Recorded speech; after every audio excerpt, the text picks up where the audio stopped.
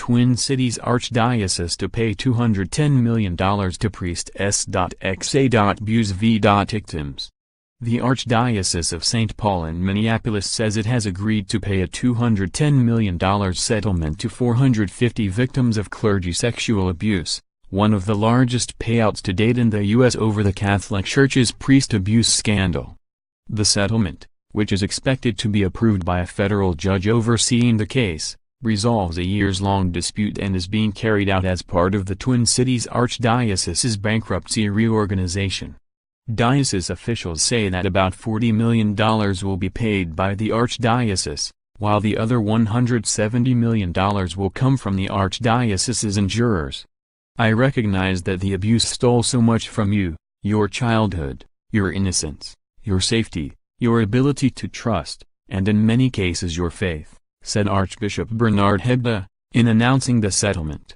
"Relationships with family and friends, relationships in your parishes and communities were harmed, lives were forever changed. The Church let you down. I am very sorry." The settlement comes after the Minnesota legislature in 2013 opened a 3-year window in the statute of limitations that allowed alleged victims of prior abuse to sue for damages. That measure resulted in hundreds of claims being lodged against the Archdiocese, which filed for bankruptcy in 2015. Last month, a federal appeals court affirmed a December 2017 decision by U.S. bankruptcy judge Robert Crissell that the parishes and other nonprofit entities were independent, and their assets could not be exposed in the bankruptcy case. The judge in his December ruling rejected the competing reorganization plans filed by the Archdiocese and a creditors committee and ordered both sides back into mediation. On Thursday, several who said they were abused by priests they had entrusted expressed a measure of relief over the settlement, while also noting that the trauma of abuse has left an indelible mark on their lives. "There have been so many times that what was done to me has interfered with the joy of being a mother," said Marie Mielke, a sexual abuse survivor who says she was groomed by a priest when she was just 12 years old.